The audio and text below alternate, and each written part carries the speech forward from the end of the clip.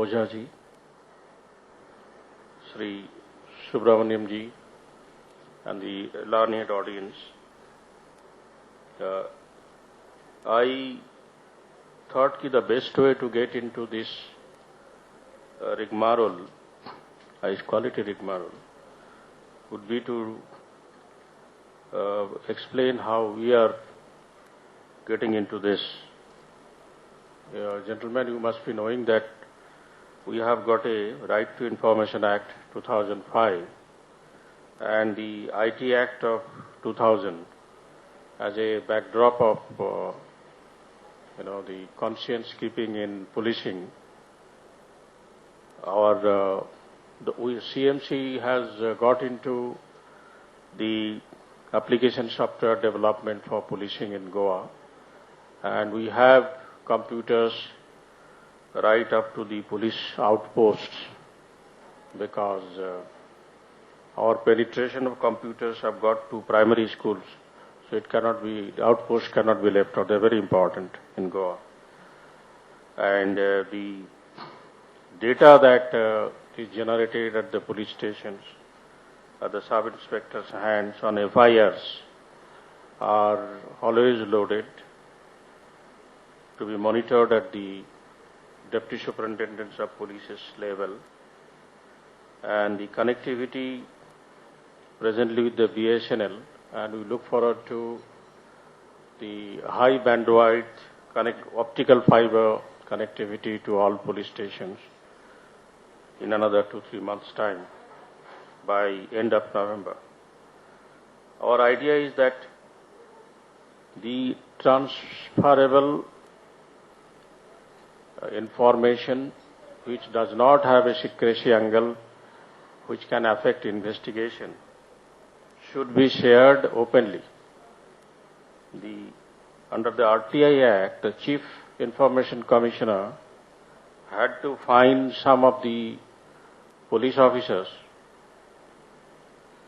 which is unique and in terms of its number in any state in India, which raised the bar of awareness amongst police officers about the need of transparency.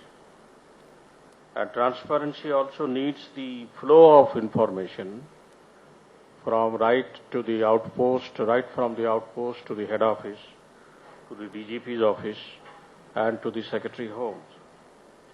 There are certain areas which have been engaging attention. They relate to, essentially, to the rights of privacy of citizens. Even if a criminal is found during investigation that he has an HIV, when we share his entire information at a transparency stage, even with the citizens on application under RTI and all that, we cannot give his HIV status. There are certain rights of privacy which is to be protected. So this is one area where we are struggling as to how to take out from the uploading material the privacy related data. This is one area we are struggling. We need to customize the CMC application softwares for that. The cyber crimes in Goa, the scenario is this, that crime detection needs very high level of training of inspectors, sub-inspectors. I think they are not as yet equipped to handle this. And the inspectors who are getting into this investigation, cyber-related crimes, are also regularly asking for refresher trainings, because over a period of time, crime detection in the cyber crimes field needs a continuous updating of knowledge. A person with the knowledge of investigation of 2002, unless he updates his knowledge, may be totally useless in 2009. This is a very dynamic field of awareness, knowledge, and investigative skills. Criminals especially in the cyber crimes, do find that the laws again are quite lax. To convict a cyber criminal takes a lot of knowledge of cyber laws and knowledge of criminal evidence to really match these two together and present its prosecution to the court. It's a very difficult area. There are secrecy and police administration needs to have ongoing investigation related secrecy. It has to be kept. Possibly Section 8 of RTI Act gives that protection also. And if an unrelated person wants the status of a person under investigation who is not convicted, he cannot be called a convicted criminal. If I want in respect of third party, I don't have a locus standi to do it. Whether I should be given that information is to be seen.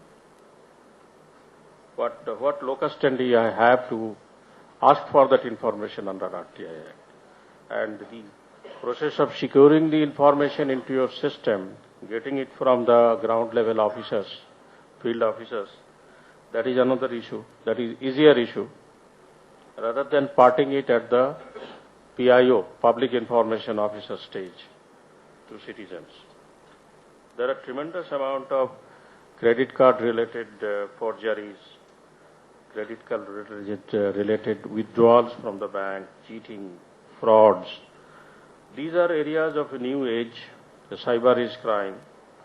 And unless we have possibly a recruitment, which I feel in another 2 years' time it will come, a special investigation branch recruited with IT savvy or IT knowledge holders, from the IT knowledge holders. It is very difficult to train a sub-inspector or inspector of older days to get into the intricacies of the cyber law and cyber crime investigation. It's very, very difficult. I foresee in another 2-3 years' time, almost every state is going to get into a police service for investigation, especially in cyber crimes. But there is a limitation to orient people, existing people, to get into the cyber crime investigation. I find that privacy issues are very, initially it was a cutting edge issue, and we always thought that privacy issues will be the concern of democracies like America and Europe. But progressively, our democracy, our republic, has also been facing privacy-related issues, privacy-related crimes, and privacy-related investigations.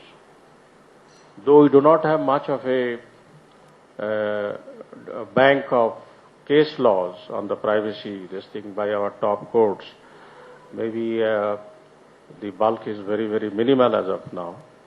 But then, this is one area, this is a very clear-cut area on which the basic legislations have to establish their cutting edge.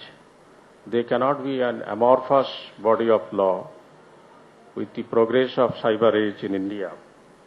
And they need to be having very, very definitive edges so that both investigation as well as evidence gathering in cyber crimes and privacy-related laws should become very, very specific and determined.